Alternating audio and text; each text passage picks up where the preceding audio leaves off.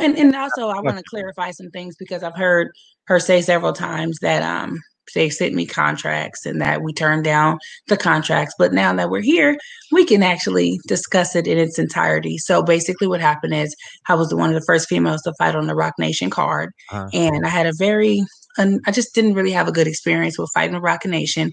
I sold about 20,000 in tickets in a week. And there was some real underhanded stuff going on. wow. And Rock Nation really just didn't want to give me my just due.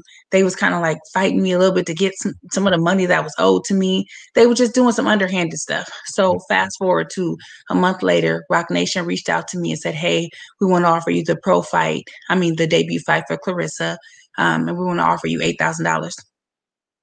Do I look like I got boo boo the food right on my forehead? Like, are you guys stupid? Like, are you not going to try to acknowledge the fact that for one, I'm a four-time, I'm 4 years on Team USA.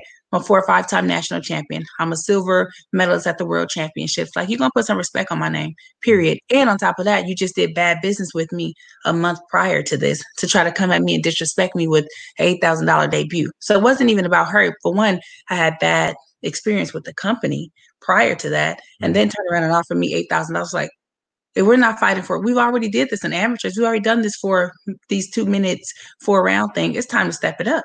Now, if it's not going to be for no title or something worthwhile, then you tell me what's the point. So we were like, absolutely not. So that was the contract that I turned down that I'm ducking so much from. That was the actual factual what actually happened. And then my manager, I'm managed by Split T Management.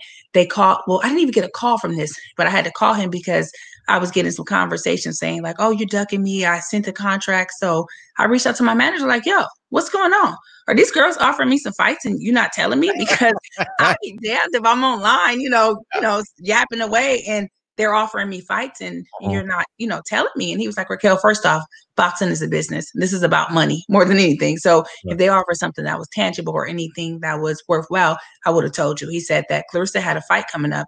The opponent fell through and they called and it was like 2 weeks out to the fight and they offered me that fight. But the whole notion that they've been sending me some contracts and I've been turning them down is nonsense. And that's never happened. But they did offer the debut fight and we turned it down because it was bull.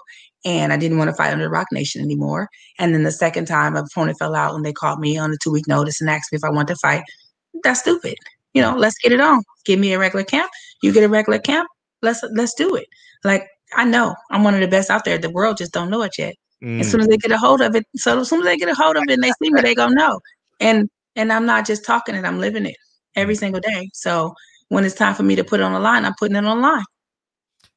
Have y'all spoke since like y'all disconnected in the pros? I mean, disconnected in the amateurs, and now that she has the shine that she's keeping from you, have y'all actually had some interactions? No, I'm a shine. Wait. First, let's get this clear. I'm a shine regardless. No, I'm gonna be a millionaire regardless. So she can't keep no shine for me because baby, I am the sun. I am a God. So God is within me. I'm a shine regardless. Just so we have that clear. But yeah, so when we see each other, it be bad blood. She be acting like she don't see me most of the time, but when I see her, I be talking shit like, "What's up?" Right here. I don't care. A lot of times it just be funny to me. Like, it's not even that serious to me. Like, the hate that you hold and all of that, that's not, like, I'm blessed over here. I ain't got no issues with you, but when we get in that ring, we gonna handle it. But I'm a Black woman. What I look like trying to shoot you down? Girl, you shooting yourself down. You know what I'm saying? You blocking your own blessings, and I ain't gotta be a part of none of that, boo. Like, I shine and you just mad at that. That's all it is. Honestly, I'll be candid on, and shout out to Terrence and Tyler Terrence. Greetings to you from the Frederick Douglass family. You as a female, Douglas family. you as a female need special recognition for your toughness. With many men don't show it in 2020. So I appreciate you, Terrence. It seemed like and I was going through, like, she already fought Franchon Cruz to fight her I believe that was her pro debut. I covered that. That was on the Andre Ward Kovalev 2 or 1? No, it wasn't on Kovalev, and it wasn't on. No, it wasn't on Kovalev 1. It was Kovalev 1. I know I interviewed her. I know I interviewed Claressa on her pro debut, and it seemed like, honestly, I'm not bullshitting. I'm not much to kiss people's ass, but it seemed like this is the only fight in boxing that makes sense in terms on the women. You know what I mean? And honestly, it's a main event fight. And I would tell Claressa the same thing. Like, I'm not BSing you at all. Like, it's the only fight in y'all division that makes sense. I agree. I mean, I do feel like, and my thing is, I don't mind fighting whoever.